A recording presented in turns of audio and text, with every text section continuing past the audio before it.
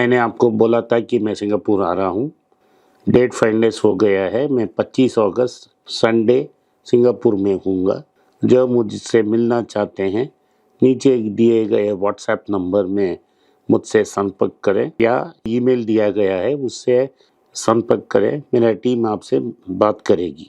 हिंदी और इंग्लिश में separate meeting होगा।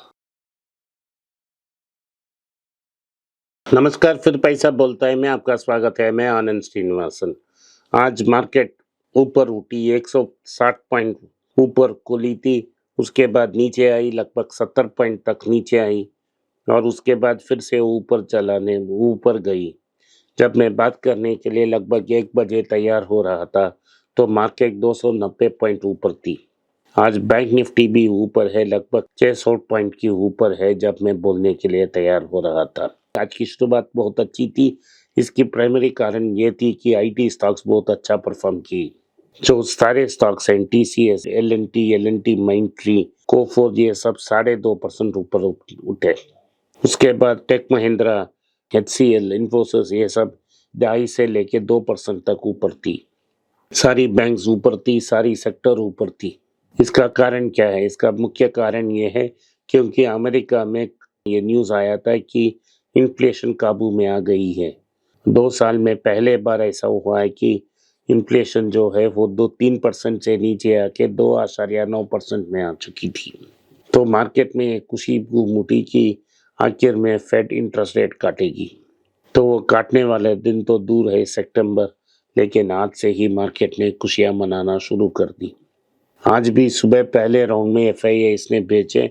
इसी कारण मार्केट 116-70 पॉइंट नीचे, उधर से लगभग 70 पॉइंट तक 100 पॉइंट गिरावट देखने को मिली। लेकिन मार्केट में फिर से डीआईए की खरीदी से मार्केट बहुत ऊपर पहुंच गई। क्या ये एक सीरियस अपटर्न है? इसके बारे में हम बोल नहीं सकते। अगर ये सीरियस अपटर्न है तो 1 महीने के लिए कंटिन्यूसली एफआईए खरीदना चाहिए। तो भारत में सबसे बड़ा प्रॉब्लम है कि एफआईए पैसा ले रहे हैं और उसे बाहर भेजने में डोमेस्टिक इंस्टीट्यूशनल इन्वेस्टर्स बहुत अच्छे काम कर रहे हैं। तो यही स्टोरी है भारत की। लेकिन आज लगता है 1 बजे तक सेल्स नहीं हो रही है एफआईए की तरफ से। आज की न्यूज़ में बहुत सारे न्यूज़ हैं आपके लिए। पहला न्यूज़ ये है कि टोयोटा ने पहला कैसा कंपनी होगा जो internal combustion engine completely stop कर देगा। वो पेट्रोल, डीजल और सीएनजी का कार्स बंद कर देगा लगभग 4 से 5 साल में। ये उनकी चेयरमैन ने ग्लोबली अनाउंस की है। उन जापानीज फिलॉसफी ये है कि वो काइजन में यकीन रहते हैं, वो कंटिन्यूस इम्प्रूवमेंट्स होती हैं। तो वो आईसी इंजन से हाइब्रिड लगभग 20 साल 25 साल से हाइब्रिड व्हीकल्स बना रहे हैं। अब ये ट्रांजिशन होगा कि वो गैसोलीन और डीजल को छोड़ के कंप्लीटली वो एक हाइब्रिड कंपनी की तरफ बदल देंगे। क्योंकि टोयोटा साहब का ये क्लेम है कि लगभग सिर्फ 30% ऑफ कार्स ही इलेक्ट्रिक होंगे, बैलेंस कार्स अभी भी आईसी इंजन में होंगे जब तक चार्जिंग स्टेशन का प्रॉब्लम है। आपको ये याद रखना चाहिए कि टोयोटा के पास up to date electric car की टेक्नोलॉजी भी है। तो ये प्रोग्रेशन ऐसा ही होगा। दूसरी बात ये है कि टोयोटा भारत में बैज कार्स बेच रही है। बैज कार्स का क्या मतलब है कि वो टेक्नोलॉजी मारुति को दे रही है, मारुति कार बनाकर इनको बेच रही है। ग्लांसा और इनोवा का एक मॉडल ऐसा ही आ रहा है। सो इससे टोयोटा का सेल्स बढ़ रहा है बिना कोई बड़ा इन्वेस्टमेंट्स करके। अभी टोयोटा को कॉन्फिडेंस आया है, वो 20,000 करोड़ लगा के एक नया प्लांट महाराष्ट्र में खोल रहे हैं।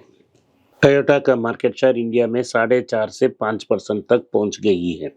सुजुकी के साथ उनका ग्लोबल अलायंस है, इसीलिए वो मारुति को यूज कर रहे हैं।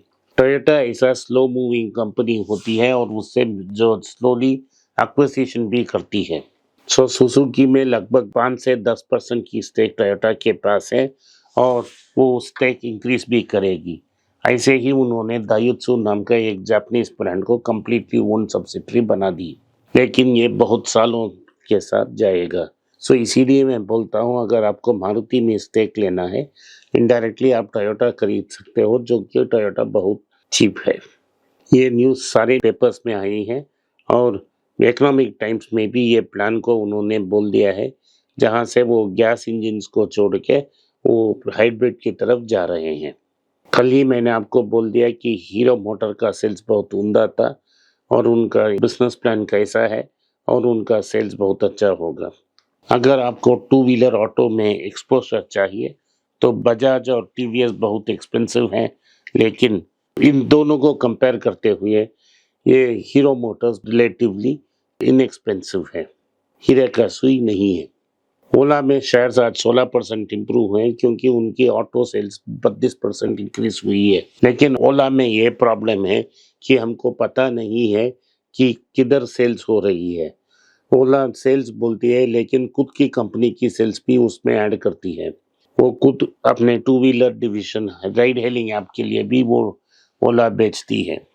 तो आपको ढंग से देखना पड़ता है थर्ड पार्टी सेल्स कितना है और उन सेल्स को डिस्काउंट करना पड़ेगा। मेटल और माइनिंग कंपनीज के बारे में बहुत बात नहीं करता। मेरे सिस्टर चैनल पे मैंने टाटा स्टील को कंसिडर करने के लिए बोलता जब वो 100 रुपया के नीचे था और 110 115 तक कंसिडर करने के लिए बोला था। लेकिन अभी मैं उसके बारे में बात नहीं करता। इसका मेन कारण क्या है कि सुप्रीम कोर्ट ने डिसीजन दे दी कि स्टेट गवर्नमेंट्स रॉयल्टी डाल सकते हैं माइंस में और उनको ये भी परमिशन मिल गई है कि वो रेट्रोस्पेक्टिव इफेक्ट से टैक्सेस डाल सकते हैं। सब सारे स्टेट्स जो हैं उन्होंने डिमांड रेज किए हैं इन कंपनियों पे और इससे बहुत बड़ा नुकसान होगा। सीमेंट जो माइन करती है और जो मेटल कंपनीज हैं, टाटा स्टील में भी कंटिजेंट लायबिलिटी में 17,000 करोड़ है। इन सारी कंपनियों में कर्ज भी बहुत ज़्यादा है और अगर ये बोझ उन पे डाला है, जब प्राइसेस इंक्रीज हो जाएंगे और कंपनी की स्टॉक पे भी प्रेशर होगी, इसीलिए मैं इसको नहीं कंसिडर करता हूँ।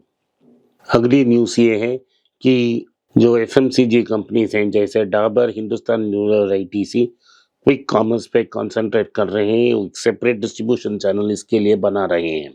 एफएमसीजी कंपनीज का 1 से 3% का सेल्स अभी क्विक कॉमर्स से आ रही है और उसमें उसे ध्यान दे रहे हैं ताकि उसको एक सेपरेट डिस्ट्रीब्यूशन चैनल बना दिया गया है। क्विक कॉमर्स कंपनीज लॉस तो बनाएंगे, लेकिन एफएमसीजी के लिए बेहतर मार्जिन आएगा क्योंकि वो बेटर डिस्ट्रीब्यूशन मार्जिन कट हो जाएगा। आपको पता होगा आईटीसी ने अपना फूड्स को स्विगी और जोमेटो में डाल दिया है। आप क्लाउड किचन से आईटीसी फूड्स ऑर्डर कर सकते हो। आखिर में बिजनेस लाइन में एक बड़ा न्यूज़ आया है जिसके बारे में आज बात करना चाहता हूँ। सोने के दाम 10 रुपया आज ऊपर गई है। ये न्यूज़ सॉवरेन गोल्ड बॉन्ड के बारे में है और उन न्यूज़ में रिपोर्ट में सीधा लिख दिया है कि सॉवरेन गोल्ड बॉन्ड्स में बड़ा प्रॉब्लम है क्योंकि 7,000 का दाम अगर लगा दिया तो ब्याज बहुत ज़्यादा था और बहुत कॉस्टली है। लेकिन नंबर नहीं दिखा उन्होंने। मैं आपको नंबर बोलता हूँ, लगभग 20% का ब्याज हो गया है। तो इसीलिए इस साल कोई सॉवरेन गोल्ड बॉन्ड आने का चांस नहीं है। तो एग्जिस्टिंग सॉवरेन गोल्ड बॉन्ड में पैसा कम बाहर बेचने के लिए ही 9% की ड्यूटी काटी गई है और आने वाले साल में और कटौती हो सकती है। ये पॉलिसी इसीलिए इंट्रोड्यूस किया था कि किसी बुद्धिजीवी ने बोल दिया कि अगर आपने सॉवरेन गोल्ड बॉन्ड को इंट्रोड्यूस किया तो गोल्ड का इंपोर्ट खत्म हो जाएगा। ऐसा कुछ नहीं होगा। पिछले साल वाइट में $45 बिलियन का गोल्ड इंपोर्ट हुआ था और लगभग 15 से 20 बिलियन डॉलर अनऑफिशियल चैनल से भी आया होगा। पहले 3 महीनों में गोल्ड का इंपोर्ट में 4% की कमी आई थी। इसका कारण गोल्ड प्राइसेस बहुत ज़्यादा हो गए हैं। फिर से पिकअप हो जाएगा क्योंकि अभी 7 या 8% उन्होंने 9% काटी है रेट को। लेकिन ये 9% एक साल में कैचअप हो जाएगा क्योंकि अगर अमेरिका में रेट कटौती हो रही है तो गोल्ड का प्राइसेस ऊपर जाएगा। बेशक क्यों गोल्ड ले रहे हैं लोग? मिडिल क्लास और गरीब के पास स्टोर हाउस ऑफ वैल्यू सिर्फ गोल्ड है। अगर आपको जल्दी पैसा चाहिए तो आप गोल्ड को गिरवी लेके पैसा ले सकते हो। बैंक से पैसा निकालना मिडिल क्लास और सेल्फ एम्प्लॉयड के लिए आसान नहीं है।